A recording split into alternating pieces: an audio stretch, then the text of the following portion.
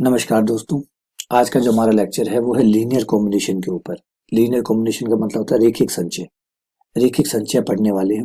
रेखिक संचय क्या है इसे समझने के लिए मान लीजिए हमारे पास कुछ सदिश है। हमारे पास कुछ सदिश है alpha 1, alpha 2, alpha 3 and dash dash alpha n. सदिश का मतलब क्या है? जो कि या तो मैट्रिक्स होगा या कोई समुच्चयों से बना हुआ ट्यूपल होगा, जैसे x1 comma x2 comma x3 and dash dash xn। ये है सदिश। ऐसे ही कोई अल्फा 2 होगा, ऐसे ही कोई अल्फा 3 होगा, डैश डैश, ऐसे ही कोई अल्फा एन होगा। ये सब सदिश है, मतलब वेक्टर। ये सब सदिश है यानी वेक्टर है। ठीक है, कुछ अदिश ले लेते हैं। ये अदिश है a1 a2 and dash dash an। ये सब अदिश है यानी स्केलर है। अदिश कौन होते हैं? ये जोड़ों में नहीं होते, ये सिंगल सिंगल होते हैं, इन्हें अदिश कहते हैं। जो जोड़ों में होंगे इस तरीके से एन ट्यूपल में होंगे वो तो सब सदिश कहलाएंगे, और जो सिंगल सिंगल होंगे वो अदिश कहलाएंगे। ठीक है, अब एक सदिश को एक अदिश से गुणा करें, a1 अल्फा 1, दूसरे वाले को दूसरे से, और फिर जोड़ते जाए a2 alpha 2 and dash dash, लगातार ऐसे करते जाए तो an अल्फा एन। ये जो बना है इसे कहते हैं एलसी, रेखिक संचय। इसे आप शॉर्ट फॉर्म में भी लिख सकते हैं सिग्मा करके, सिग्मा ए आई अल्फा आई, क्योंकि आई का मान 1 से लेकर कहाँ तक चल रहा है? n तक, तो आई बराबर 1 से लेकर n तक। आई का मान 1 रखने पर ये आ जाएगा, 2 पे ये आ जाएगा, 3 पे, 4 पे, डैश n पे ये आ जाएगा, तो ए आई अल्फा आई।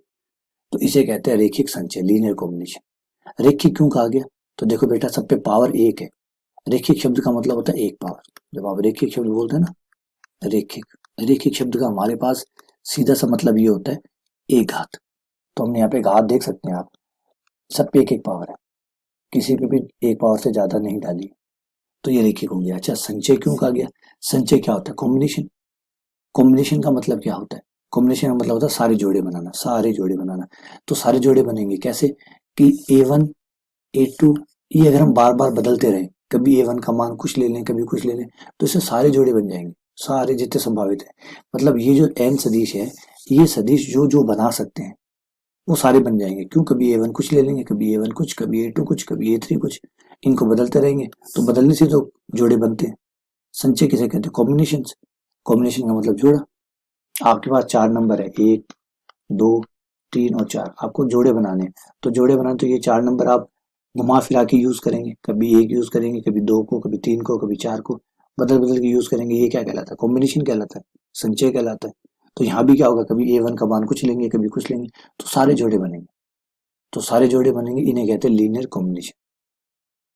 तो उम्मीद है समझ में आई होगी आपको ये बात, कि अब आपके पास फिक्स सदिश है, एन सदिश, उसको आप अदिशों से गुणा करवा के जोड़ रहे हैं, और इससे सारे कॉम्बिनेशन आप बना रहे हैं, जितने बन सकते हैं सारे बना रहे हैं, तो वो कहलाते हैं लीनियर कॉम्बिनेशन, रेखिक संचय। आइए एक एग्जांपल लेते हैं। मान लीजिए ये अल्फा 1 है, 1 0 0, ये अल्फा 2 है, एक और सदिश 0 1 0, और एक अल्फा 3 है। मैं 3 का एग्जांपल ले रहा हूँ, 0 0 1। अब ये 3 सदिश है, इनके रेखिक संचय बनाते हैं। तो इसे a1 से गुणा कर दिया, a1 into alpha 1, a2 alpha 2, a3 alpha 3, a1 alpha 1 1 0 0, a2 alpha 2 0 1 0, a3 alpha 3 0 0 1। इसे a1 से गुणा करने पर a1, 0 से गुणा करने पर 0 0, इसे a2 से गुणा करने पर 0 a2 एंड 0, इसे a3 से गुणा करने पर 0 0 a3। जोड़ दीजिए, फर्स्ट फर्स्ट फर्स्ट, तो a1 प्लस 0 प्लस 0, दूसरे दूसरे वाले, फिर a3 0 प्लस 0 प्लस a3। ये आ गया हमारा a1 a2 और a3। ये लीजिए, ये लीनियर कॉम्बिनेशन बन गया। इन्हें जोड़ा, इन्हें जोड़ने पर ये आ गया। अब आपको साफ पता लग रहा होगा कि ये लगातार बदलता रहेगा। जैसे आप a1 a2 a3 का मान चेंज करेंगे, चेंज करते ही ये नया बन जाएगा। अलग a1 a2 a3 अलग लेंगे तो अलग आएगा, फिर और अलग लेंगे तो और अलग आएगा। तो लगातार आप a1 a2 a3 का मान बदलते जाइए और आपका आंसर बदलता जाएगा। ये यूं कहूं कि जो चाहे वो जोड़ा आप बना सकते हो, जो चाहे वो जोड़ा बना सकते हो। A1 A2 A3 का मान अपनी मर्जी से रखते जाइए, वो जोड़े बनते जाएंगे। तो इसीलिए कहा था लीनियर कॉम्बिनेशन। कॉम्बिनेशन जो जोड़ा बनाना चाहो वो आप बना सकते हैं, जो चाहे। तो चलिए, लीनियर कॉम्बिनेशन आपको समझ में आ गया होगा। आइए आगे बढ़ते हैं, इसे थोड़ा सा और अलग तरीके से समझते हैं। कि मान लीजिए हमारे पास अल्फा 1 अल्फा 2 अल्फा 3, मैं 3 का एग्जाम्पल ले रहा हूँ। अल्फा 1 अल्फा 2 अल्फा 3 है। इनके लीनियर कॉम्बिनेशन आप बनाएंगे, बहुत सारे बनेंगे। लेकिन अगर कोई क्वेश्चन ये पूछ ले कि इसके जो लीनियर कॉम्बिनेशन आप बनाएंगे, जो आप रेखिक संचय के बनाएंगे, क्या इस रेखिक संचय में ये वाला सदिश होगा या नहीं होगा? क्वेश्चन समझिए, मेरी बात को बारीकी को समझिए। क्वेश्चन ये है कि ये 3 सदिश है, इन 3 सदिशों को मिलाकर आप बहुत से सदिश बना सकते हैं, ये बात सच है। लेकिन इनसे जब बहुत सारे सदिश बनेंगे, क्या बहुत सारे सदिश में इससे एक सदिश हमें दिया गया है अल्फा, क्या ये इन्हें इससे बनाया जा सकता है? मतलब इनकी सहायता से इसको प्राप्त कर सकते हैं? या फिर क्या इसके जो लीनियर कॉम्बिनेशन बनेंगे, जो सारी एलसी बनेगी, क्या उस एलसी में ये भी आएगा? इसमें बहुत सारे बनेंगे, ऑब्वियसली बात है। हर A1 A2 A3 के लिए कुछ नया नया बनता रहता है। तो सारे जो नए बनेंगे, सारे जो नए सदिश बनेंगे, क्या उन सदिशों में ये सदिश भी होगा या नहीं होगा, ये पता करना निम्नलिखित है या नहीं है। चलिए एक एग्जांपल लेके दिखाता हूँ। एक एग्जांपल करते हैं। ये 3 सदिश ले लीजिए। Alpha 1 1 - 3 2, alpha 2 2 - 4 - 1, alpha 3 1 - 5 7। ये 3 सदिश है। क्या इन 3 सदिशों की एलसी के रूप में इस सदिश अल्फा को लिखा जा सकता है, जो कि है 2 - 5 3, 2 - 5 3? क्या इन 3 सदिशों के, क्वेश्चन को सुनिएगा, क्या इन 3 सदिश अल्फा 1 अल्फा 2 अल्फा 3 की जब आप एलसी बनाएंगे, तो क्या उसमें ये सदिश भी आएगा या नहीं आएगा? क्या ये इनकी सहायता से बनेगा या नहीं बनेगा? क्या ये इसका रेखिक संचय में शामिल होगा या नहीं होगा? तो देखते हैं, जवाब हाँ भी हो सकता है, ना भी हो सकता है। तो अगर ये इनसे बन सकता है, तो कोई ना कोई A1 कोई ना कोई A2 कोई ना कोई A3 जरूर रहा होगा, जिससे गुणा करके जोड़ने पर ही आएगा। ठीक है, मान लेते हैं कि बन सकता है। कोई शायद कोई ऐसा A1 मिल जाए, कोई ऐसा A2 मिल जाए, और कोई ऐसा A3 मिल जाए कि गुणा करके जब मैं जोड़ूं तो मुझे अल्फा प्राप्त हो जाए। अब मैंने ये माना है, हो सकता है मैं गलत हूँ, हो सकता है मैं सही हूँ। अगर मुझे A1 A2 A3 के मान लास्ट तक मिल गए, तब तो ये बनाया जा सकता है। नहीं मिले तो इसका मतलब नहीं बनाया जा सकता, क्योंकि मैंने माना ही तो था। और मानना गलत भी हो सकता है, मानना सही भी हो सकता है ना? तो आइए मान रखते हैं, और इस जो माना है इस बात को आगे तक बढ़ाते हैं और देखते हैं क्या हमने सही माना है या गलत माना है। अल्फा 1 का मान 1 - 3 2, अल्फा 2 का मान 2 - 4 1, 1 - 5 7। ये हमने कर दिया। A1 गुणा कर लीजिए, A1 - 3 A1 2 A1 plus 2 A2 - 4 A2 -A2 plus A3 5 A3 7 A3 बराबर 2 - 5 और 3। आप जोड़ लीजिए फर्स्ट से फर्स्ट, फर्स्ट फर्स्ट फर्स्ट। ये हो गया आपका A1 plus 2 A2 plus A3। Second वाले, second second second -3 A1 -4 A2 -5 A3।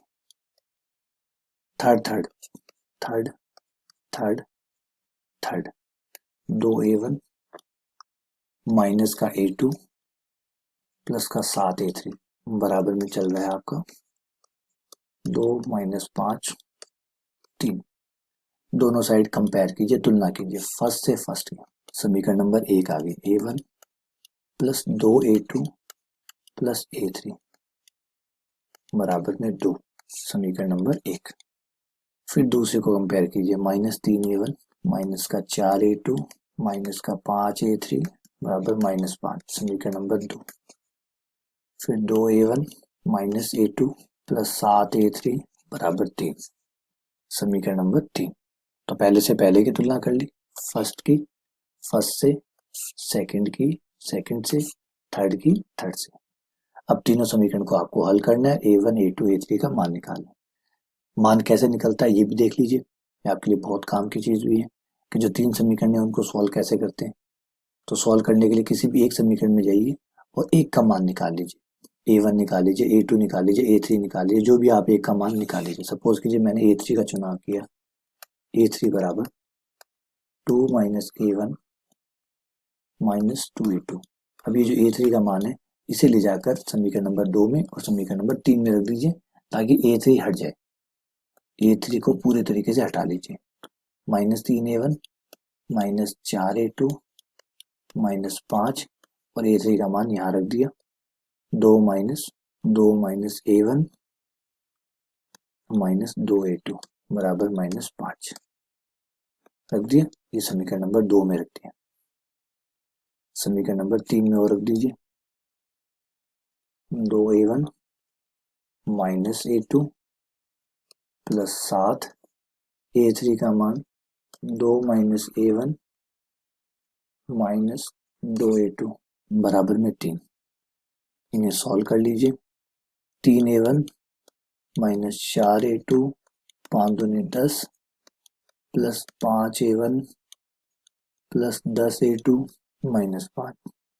5A1 और 3 2A1 हो गए, 10 में से 4 गए 6A2, इधर आ गया प्लस का 5 क्योंकि प्लस का 10 हो गया, माइनस का 5 प्लस का 5। समीकरण नंबर दे दीजिए 4। एक यहाँ पे सॉल्व कीजिए। 2A1 माइनस A2 प्लस 7 दूनी 14 माइनस 7A1 माइनस 14A2 बराबर में 3। 2A1 7A1 माइनस का 5A1 15A2 14 15A2 14 इधर आ जाएगा तो माइनस का 11।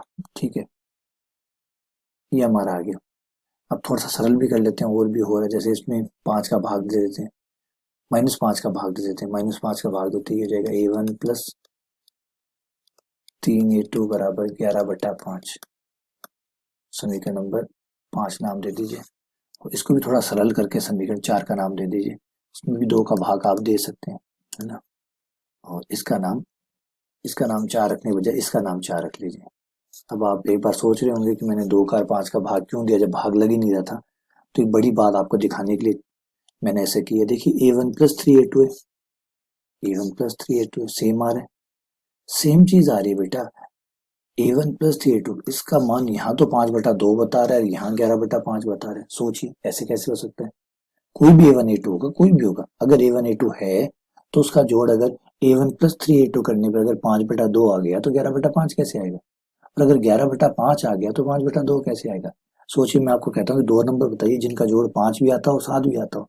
तो बताइए ऐसे कोई 2 नंबर धरती पे हो सकते हैं जिनका जोड़ कभी 5 आ जाए कभी 7 आ जाए। 5 आएगा तो 7 नहीं आएगा, 7 आएगा तो 5 नहीं आएगा। समझ रहे मेरी बातों को। मैं आपसे क्या मांग रहा हूँ, मैं आपसे मांग रहा हूँ कि मुझे 2 नंबर बताइए जिनका जोड़ 5 भी आता हो और जिनका जोड़ 7 भी आता हो। तो आप कहेंगे सर बकवास कर रहे हैं ये तो, ऐसा कभी हो सकता है क्या। 5 आ गया तो 7 कैसे आएगा, 7 आ गया तो 5 कैसे आएगा, है ना। मैं कहूँगा ऐसे आदमी की लंबाई बताइए जिसकी लंबाई 5 फुट भी है 7 फुट भी है। सोचो, इसका मतलब आदमी कभी 5 फुट हो रहा है, कभी 7 फुट हो रहा है, कभी कम हो रहा है, कभी ज्यादा हो रहा है। हो सकता है ऐसा। अगर जो भी लंबाई है वो एक होगी, वो 2 नहीं हो सकती। तो सेम यहाँ पे आप 2 आंसर मांग रहे हैं। आप कह रहे हैं कि A1 प्लस 3A2 5/2 भी होना चाहिए, A1 प्लस 3A2 11/5 भी होना चाहिए। जैसा संभव नहीं हो सकता। इसका मतलब ऐसे A1 A2 नहीं है। चलिए थोड़ा सा और आगे आपको दिखाता हूँ कि ये बात गलत है। कैसे गलत है, आइए इसे हल करते हैं। समीकरण नंबर 4 गलत तो गलत ही रहेगा बेटा, उसे कोई सही कर ही नहीं सकता। ये देखिए, चलिए घटाते हैं समीकरण। 4 को 5 को घटाने पर ये कट गया, ये कट गया, 0 आ गया बराबर इस तरफ 5/2 में से 11/5 गया तो उत्तम आया 10। ये हो गया 25, ये हो गया 22, ये हो गया 3/10। इससे क्या नतीजा निकला, इससे नतीजा निकला कि जो जीरो आप जिसको जीरो कहते हो एक्चुअली वो जीरो नहीं है, वो 3/10 है। 3/10 ही जीरो है। मतलब यहाँ समझ रहे बातों को कि आप जिसे जीरो कहते हैं वो जीरो नहीं है, 3/10 जो है वो जीरो है। इसका मतलब गंगाधर ही शक्तिमान है। समझ रहे बातों को, है ना। शक्तिमान वाला नाटक आता था ना, उसमें कहते हैं गंगाधर ही शक्तिमान है। तो जो जिसे आप गंगाधर कह रहे थे एक्चुअली वो गंगाधर नहीं, वही शक्तिमान है। और ये बात बकवास नहीं है कि 0 बराबर 3/10। क्या 0 और 3/10 बराबर होते हैं, नहीं होते। तो ये बराबर नहीं होते, ये गलत आया। ये गलत क्यों आया, क्योंकि 2 समीकरण गलत है। ये 2 समीकरण कहाँ से आई, वो गलत है। समीकरण इनसे आई, ये गलत है। ये समीकरण इनसे आई तो ये तीनों समीकरण गलत है। ये तीनों समीकरण कहाँ से आई, यहाँ से आई तो ये गलत है। ये क्यों गलत है? क्योंकि हमने ये गलत माना। ऐसा नहीं हो सकता, क्योंकि अगर ऐसा हमने जबरदस्ती करने की कोशिश की तो उसका नतीजा ये निकलेगा कि 0 = 3/10 आएगा, जो कि कभी हो ही नहीं सकता। इसलिए ये गलत है, और ये गलत है तो ये कन्फर्म करता है कि इन 3 सदिशों से ये सदिश नहीं बनाया जा सकता। इसकी एलसी में ये सदिश शामिल नहीं है। मतलब इसका जो पिटारा है, इसका जो बैग है, अल्फा 1 अल्फा 2 अल्फा 3 से जो भी सदिश बनेंगे उसमें अल्फा तो नहीं बनेगा, क्योंकि अगर बनता तो A1 A2 का मान जरूर आता, जो कि नहीं आ रहा है, जो कि कंफर्म करता है कि ये इसके एलसी में नहीं लिखा जा सकता। ठीक है, चलिए उम्मीद करता हूँ ये बात समझ में आ गई होगी। अगली लेक्चर में हम प्रश्नावली के सवाल करेंगे और उसमें भी सीखेंगे कि कैसे एलसी बनाई जाती है। चलिए बहुत बहुत धन्यवाद, शुक्रिया।